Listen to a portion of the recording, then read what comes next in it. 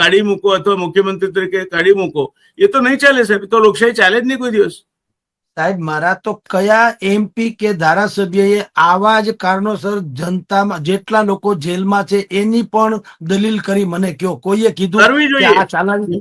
પણ નથી તો કરીને કરવી જોઈએ તો કરી ક્યાં? વારંવાર આ મુદ્દો લોકસભામાં ઉપસ્થિત થયો છે કે તમે જે લોકોને, અને હમણાં સુપ્રીમ કોર્ટે એક કિસ્સામાં થવાપાત્ર સજા કરતા વધારે સમય સુધી માણસ જેલમાં રહ્યો હતો, એનો કેસ નહોતો ચાલવા આવ્યો, તો એને છોડી મૂકવાનો પણ હુકમ કર્યો છે.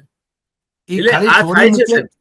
સાહેબ મારા હું એ જ કહું છું, જુઓ આ જે છે હાઈ પ્રોફાઇલ ગેમ ની વાત છે, હાઈ પ્રોફાઇલ કેસ ની વાત છે.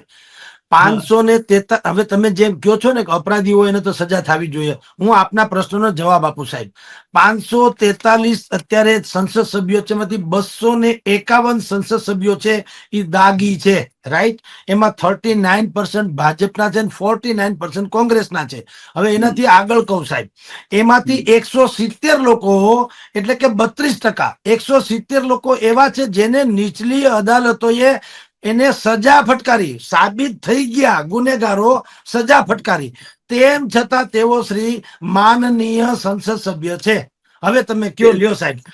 કાયદામાં સુધારો કરો ને તમે, કે નીચલી કોર્ટે સજા ફટકારી હોય તો વન્સ કન્વિક્ટેડ એવો શબ્દ નાખો ને.